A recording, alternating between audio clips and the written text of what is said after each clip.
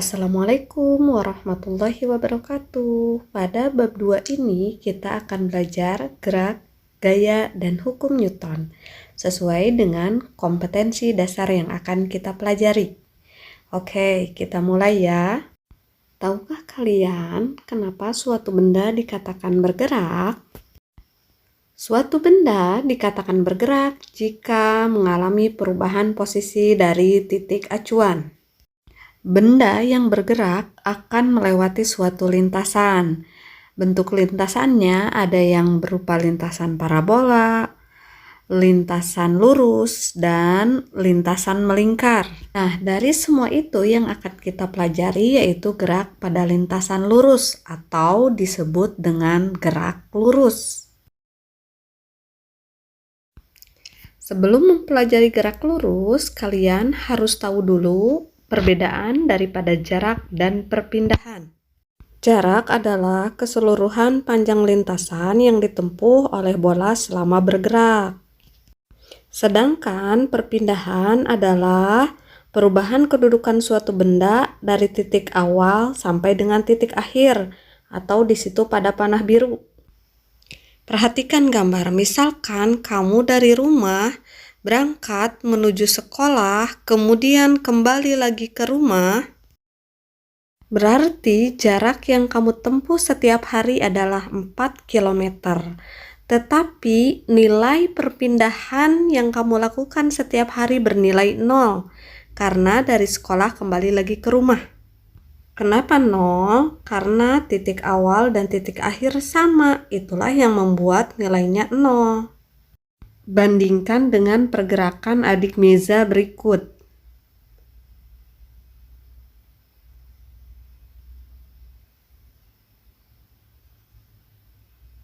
Nah, dia berhenti tidak di titik awal, berarti ada nilai untuk perpindahan. Jadi, untuk perpindahan senilai 2,1 karena titik awal sampai titik akhir, sedangkan jarak 2,5 karena keseluruhan lintasan yang dilewati.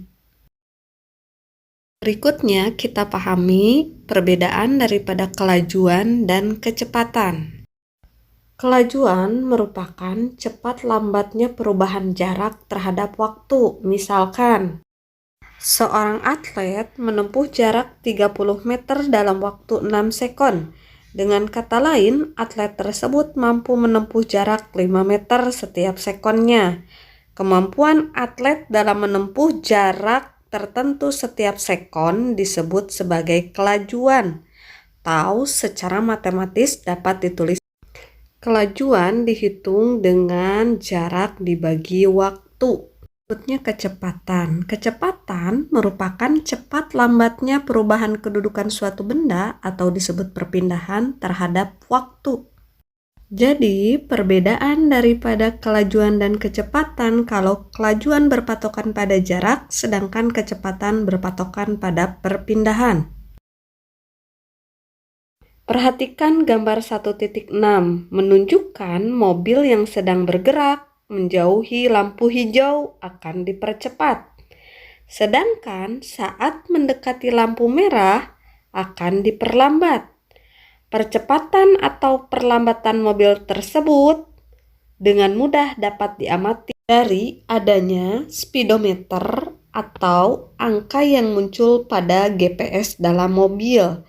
Tetapi kalau secara matematis percepatan dapat dirumuskan sebagai berikut.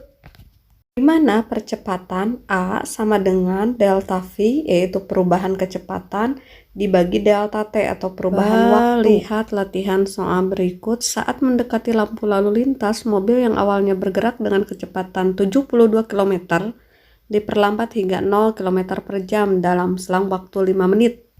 Dari soal dapat diketahui pi awal 72 km per jam dan pi akhir 0 km per jam, karena di situ diperlambat sampai berhenti.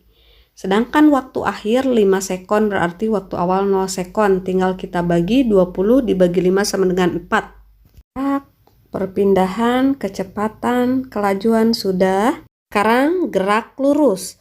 Gerak lurus terbagi menjadi 2. Ada GLB yaitu gerak lurus beraturan Dan ada GLBB, yaitu gerak lurus berubah beraturan. Untuk gerak lurus beraturan, GLB contohnya sebuah mobil yang melintas di lintasan yang lurus dengan kecepatan konstan atau tetap. Rumusnya S sama dengan Pi kali T. Jadi kita ketahui sama-sama bahwa yang mempengaruhi GLB hanya kecepatan dan waktu. Karena kecepatannya tetap konstan, maka kita bisa gambarkan berupa grafik garis diagonal. Kenapa diagonal? Karena kecepatan dari GLB konstan atau tetap. Berikutnya yang kedua GLBB atau gerak lurus berubah beraturan. GLBB adalah gerak suatu benda pada lintasan lurus yang mempunyai percepatan tetap. Artinya kecepatannya berubah-ubah tetapi secara teratur, bisa bertambah cepat atau bertambah lambat. Ini rumus untuk GLBB dan grafik A menunjukkan kecepatan dipercepat, grafik B kecepatan diperlambat. Berikutnya gaya. Gaya adalah suatu tarikan atau dorongan.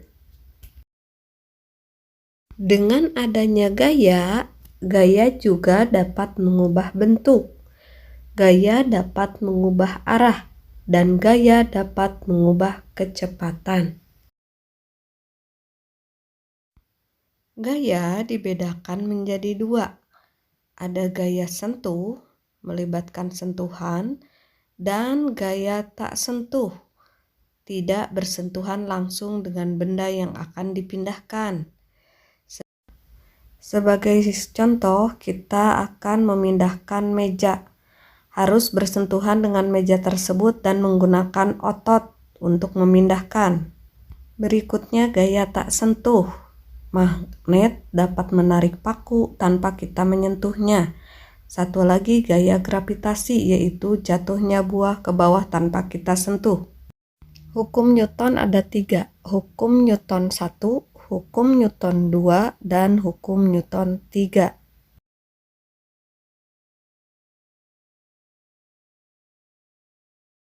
Pada percobaan video, kalian dapat melihat sebuah koin pada saat kertas ditarik pelan ikut tertarik. Lain halnya ketika kertas ditarik cepat, koin tetap diam. Tersebut menunjukkan bahwa benda memiliki kecenderungan untuk tetap mempertahankan posisi diam atau gerakannya dengan kecepatan tetap. Hal tersebut disebut inersia. Contoh lain yang menunjukkan inersia atau kelembaban benda yaitu video kedua, sebuah glue yang digerakkan dan berusaha kembali pada posisi diam.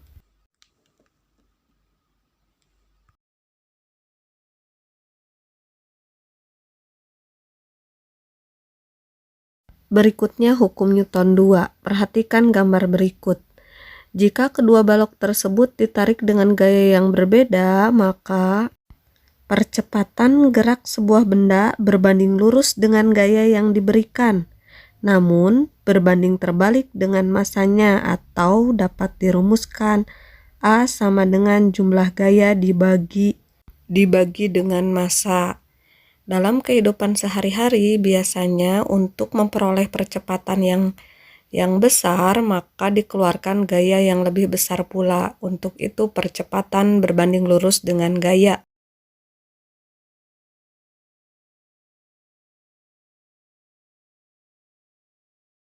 Pernah terpikir nggak oleh kamu bagaimana roket bisa terdorong ke atas?